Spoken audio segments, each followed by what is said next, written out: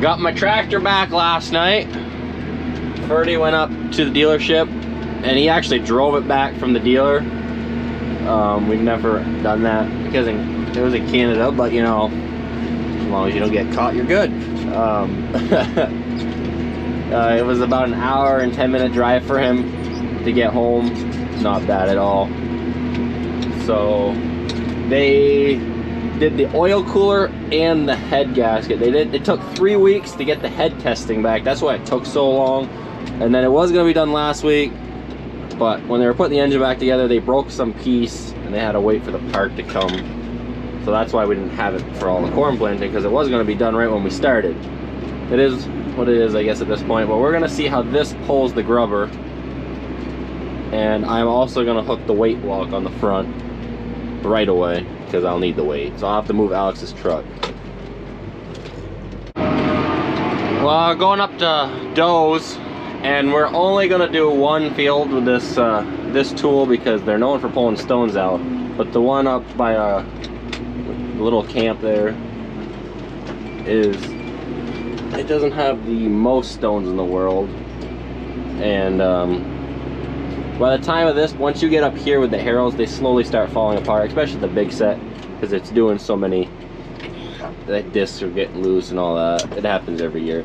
But last night and this morning, Ferdy and me finished up this field. We also squared it out, so it used to be an L kind of shape.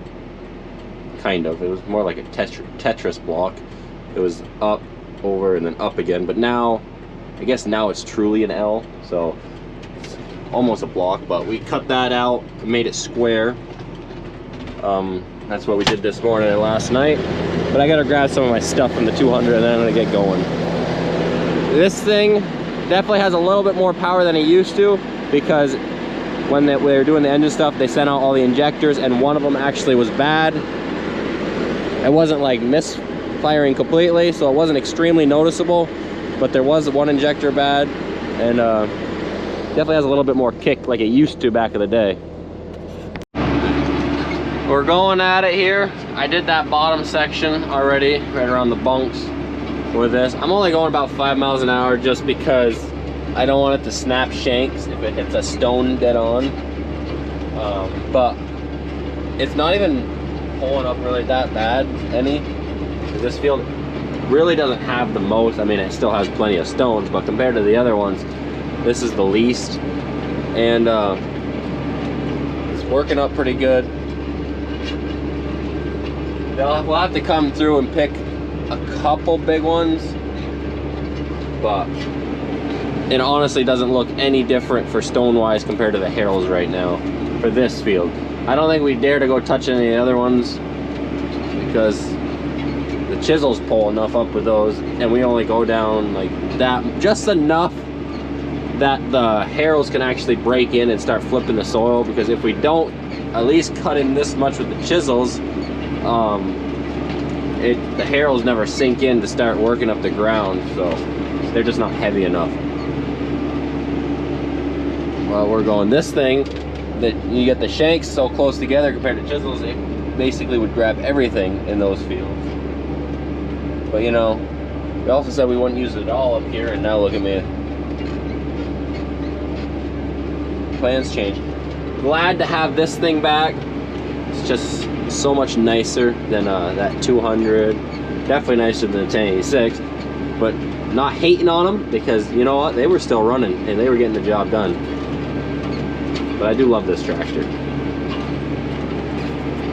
A little less stones in this half right here, and all I did was crank up my preset to 6 miles an hour, and I am doing the same speed. It goes between 5.5 to 6. It's kind of lugging because I have the RPMs only set to oh, my bad, it should be on A. I only have the RPM set at 1420, and it's pulling the same speed as the 86 would pull it when you're letting her eat. This tractor doesn't really feel it back there as much. It's just got more power. I forgot the camera in the tractor all day, but we've been picking stones all day. We went through all the fields, They're all ready. Philip's doing the final pass on Matt's right there, which is the last field we planted. Christoph is in the big one across Ferdy's house. He's filling up with seed right now, and he'll have that. He'll have all of those planted today. We're actually going to be putting some corn on behind this grass right there is the pasture for the dry cows. That's been the winter project my dad's been doing. A lot of tiling and dirt moving and stuff like that over there, and that'll be made into corn. It might not grow the best this year or the first couple until he really gets some soil going, but we're gonna throw it in this year because we did all that work. But we're gonna head down to Ferdy. We are doing something we haven't done in 8 or 10 years. So yes, we've been switching all this grass over with the harrows, but now we've decided that the one behind the barn, which is like 20 acres, we're gonna also switch. And that's a big section of field to do. Yeah, I think it's a big section of field to do with the harrows, so down. Even though the discs definitely aren't going to spin, we're just going to send it.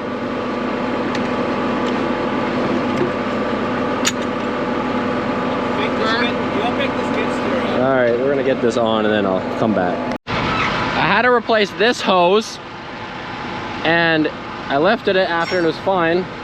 Then when we tried it again, and the other one hose had a blow.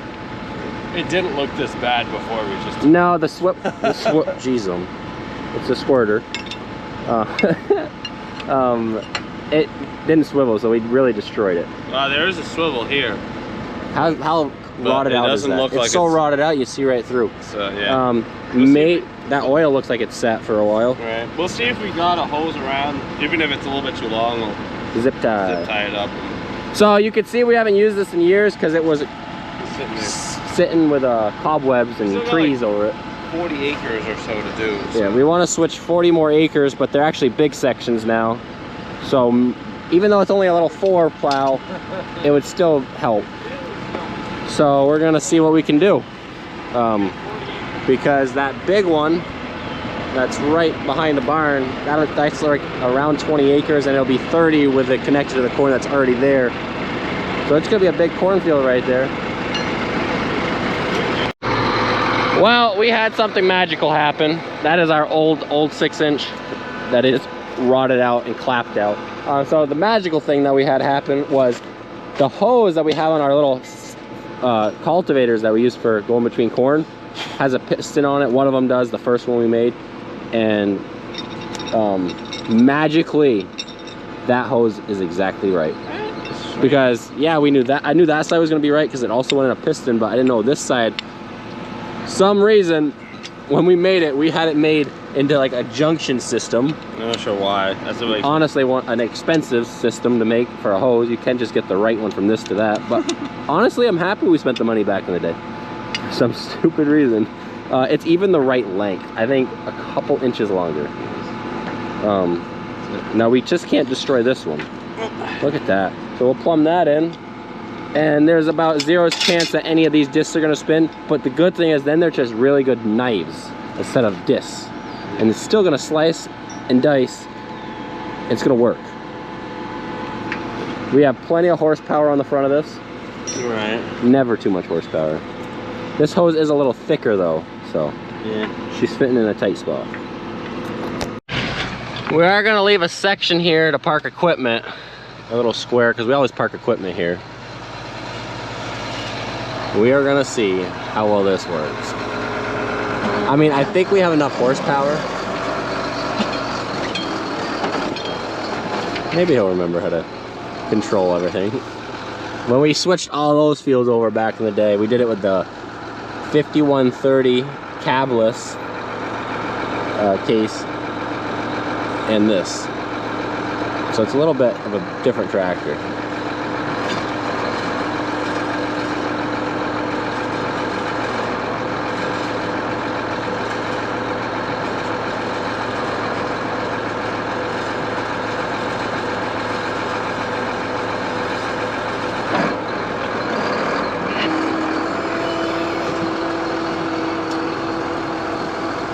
I mean, I don't see the disc spinning in the back, but we'll get there.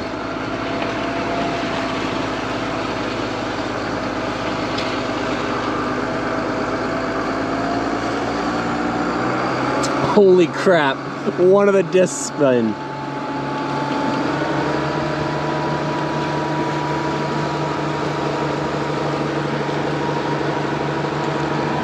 One disc spins. One spins. Magic. You don't need those anyways.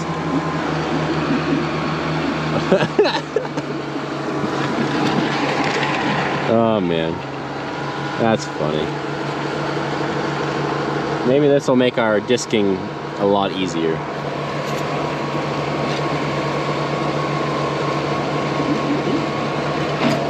Is it small? Yes.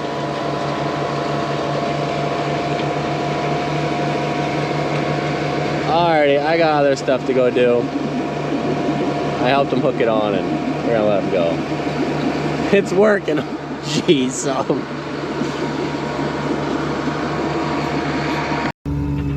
Alright, so it's the next morning. I did that strip right there. We started pretty late and I had some other stuff to do after anyway, so. But back at it this morning. Got this whole field up here to do. This front part is already poured, so we're just finish extending it. That used to actually be grass as well back in the day, but that's all gonna be corn this year. We're gonna try it. But the soil looks pretty nice. There's no rocks in there. I'm gonna turn around. Slow down. So we just pick it up. Pick this. I'm sure I probably have the plow not set 100% right because I don't, plowing is not our forte, so I'm sure someone could tell us that we're doing it wrong, but we're flipping dirt, so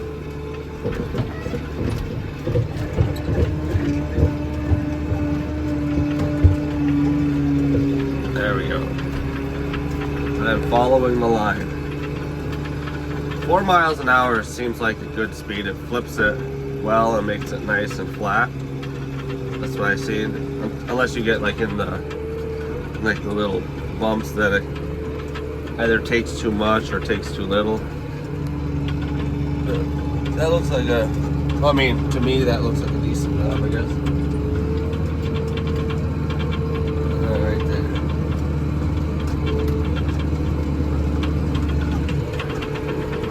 Yeah, so going up to there, chug along. We're over here at King's. Christoph's literally on my tail with the planter, so he's waiting on me. This is the first actual real test with this. I had the grubber on yesterday, but we were really just puttering along up there on that soil because I didn't want to drive really fast and smash everything by hitting rocks, the ones that were in that field. So we didn't really let her have it, but today we're seeing what she's made of. I got it set to 1900 RPMs, so it's running around like 1850 once it hits the lugging. So it's right around that. It's pulling the best. If I set this to 18, then it lugs below the power curve of the most torque. People are like, oh, run it lower, run it higher. I've drove this tractor enough to know where it pulls the best. I mean, every tractor is a little different, every brand, but that's where this one runs the best when I'm trying to do tillage. I got it set to 7 miles an hour, so it's pulling at 6.5. Where it's kind of uphill or a little hard. And then this is actually ground speed, so if I start slipping, which you see on the right, it slows down, but my tires aren't slowing down, and then it'll go all the way up to 7 miles an hour once she's going good. I gotta turn around. I'm gonna just pick it up enough to skim the ground, because normally I would do the turnarounds last, but because Christoph is actually going to be planting this before I'm done, that's not going to work. So I just dropped it with my elbow to get lined up, and then I hit my cruise control and she takes off. And I could probably speed it up a little bit. People are like, you gotta drive 5 miles an hour, drive 6 miles an hour. I'm gonna drive what should pull it at, because planter's on my ass, and as long as it's doing a clean job, I'm not too worried. And there's no stones in this, so I'm not worried about hitting a stone and smashing it, because this is just sandy ground. It's actually, some spots are so sandy the machine's sinking to where the front discs start plugging, so I gotta lift it a little just so it'll stop sinking. But this has less of an issue than the Harrows with that, even though it weighs a lot more. So right now we are doing 6.5 with it preset to 7, and then we'll set it up to 7.5. She'll probably pull it at 7 now. RPMs didn't change at all. And now we're going to start climbing it slowly, because in this area is where we're going to start seeing the engine really start lugging, literally giving it all she has.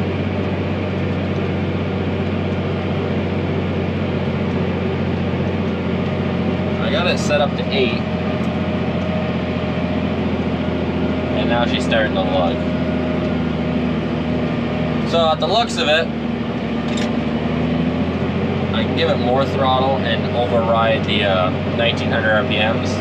Maybe then it'll pull at 8 miles an hour if I'm giving it all she has. But it looks like 7.2, and maybe if I'm going a little downhill, it'll go faster. But now we're going uphill. Is all she really wants to have, and it's still faster than the 86. The 86 was 5.5 to like 6 something. It's working up nice. You can see that sand buildup right there on the side. So she does sink a little bit.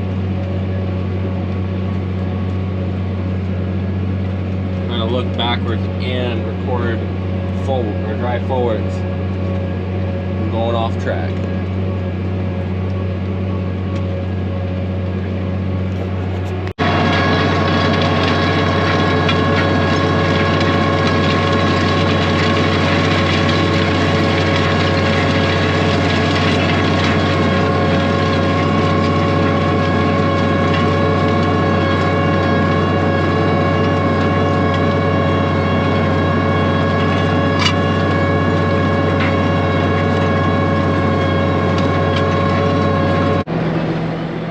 Alex is gonna take this for a little bit. I'm gonna go eat lunch.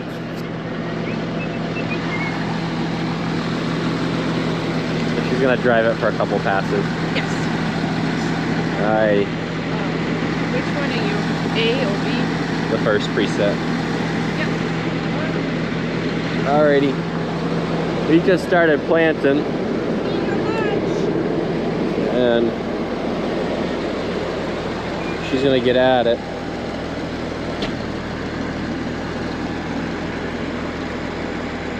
Definitely needs the weight block on it. It prevents any power hopping. This sucker rides smooth now.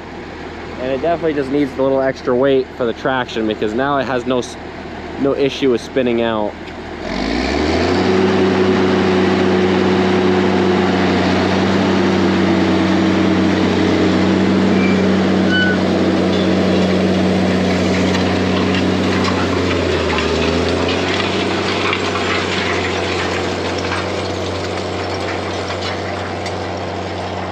Let her have it. I mean, for the price we paid for it, it's not doing a bad job at all. I had to back up right here when I got here. Pull this bar out from the field. It came with me. It almost popped the valve stem on the tire because it was jammed between the tire and one of the teeth, but good thing that didn't happen.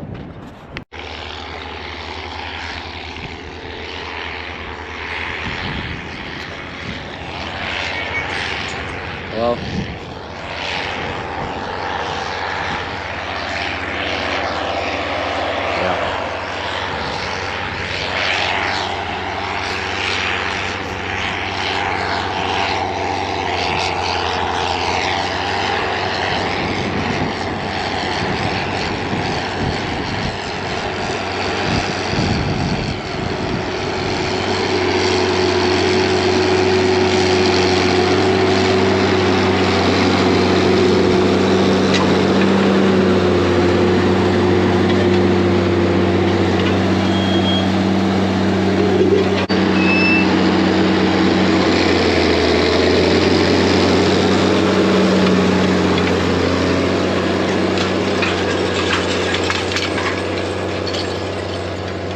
I got a couple more of those levelers, or not, the teeth figured out, and now it's going a lot smoother than it was on the first day. That's not bad looking for just doing one pass after the chisels. With the harrows, we would at least do 2, but cuts down on fuel, equipment, and labor if you just do it once after. And we'll see how it goes this year.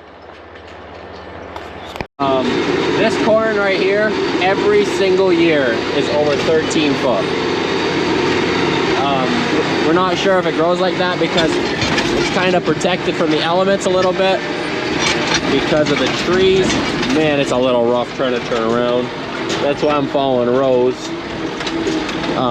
But we think it grows so good this section because it's boxed in by trees and it's kind of out of the element a little bit.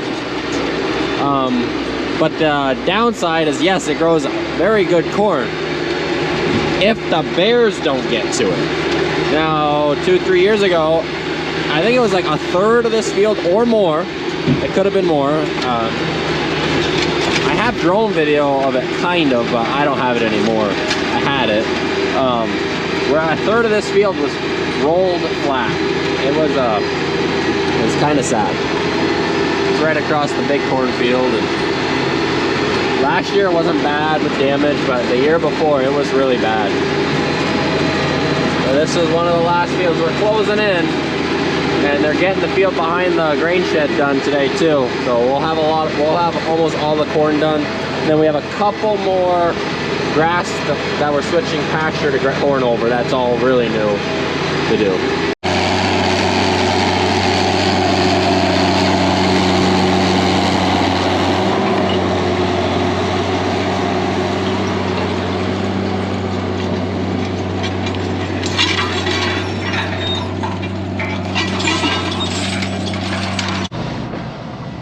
I did not actually take over for Alex, I guess, in the end there, because I had to go over to that dirt project I showed earlier a couple videos ago. Had to go finish leveling that up. For some reason, she parked it up there. So she actually finished that. I had to go over there. The excavator was there. I had to finish leveling out all the dirt piles he was hauling. And then I told Gerhard he can come over. So he just headed up there to the other field and started chisel plowing. We left roads open so we can get by with the dump cart and stuff like that, but we planted like 99% of the field. But this field, they are getting worked in. I will say the plow made it a lot easier because right now this is only harrowed once, maybe twice. I think twice now, and it's much farther along than it would be if we only harrowed twice doing the way we were, because we were having to go over it 6 to 8 times to get it to start looking decent enough to plant. This has 2 times and it's already not bad. I think we got some of the cows. There's 4 cows in this little area right here. These are dry cows. They just got dried off last week. We just stuck 4 in this little area here. You got Ferdy here. He's going at it with the plow. And then Marcus is running the little 84 on the big harrows, and Phillips in the John Deere. We got Ferdy here. The little 4-bottom plow is putting in the work. I honestly never thought I'd see that thing go again, but look at it. It's doing it. Honestly, don't know what he's doing right there. He's lost 2 discs from all this starting. There was only 1 missing, but now 2. But look at that. The 2 that haven't fallen off started spinning. In the beginning, only 1 did, and then it fell off right away. And now, well, if it was on the left side, I should just turn around and back up. But he'll come back up this side. Just plowing here.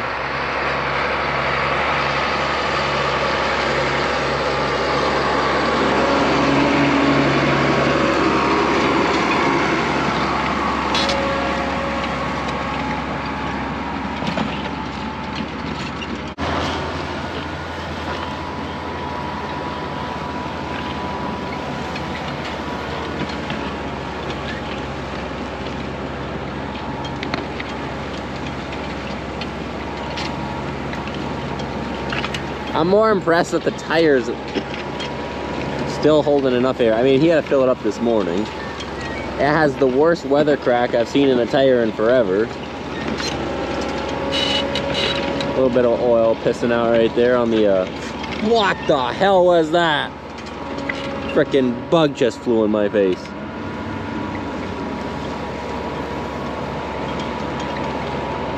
The seal's probably not the best in that, otherwise it wouldn't piss oil out. I'm back in my tractor. We're right behind the barn where they just added on that 20-acre section of grass. So now this field, it's not going to be planted as one this year. I'm pretty sure Christopher's going to plant the stuff that's normal, that was always corn, a different seed brand than the other one. Anyways, it's not going to be planted as one right now anyways, but I'm finishing up this top section with the grubber. And then Ferdy is doing the final pass with the 24-foot. He got done with the plow, and they're getting that done. And Christoph's actually down there already getting the planter filled with the corn seed. You can't see him from here, but he's right there with the payloader. He brought the corn bags over. So this will be a 30-acre section of corn now. And then basically, I remember back in the day, the only section of corn was that field right there that was directly behind the house. And everything else up here used to be grass. And then they switched it, a lot of it to corn. And now we finally just switched the last section.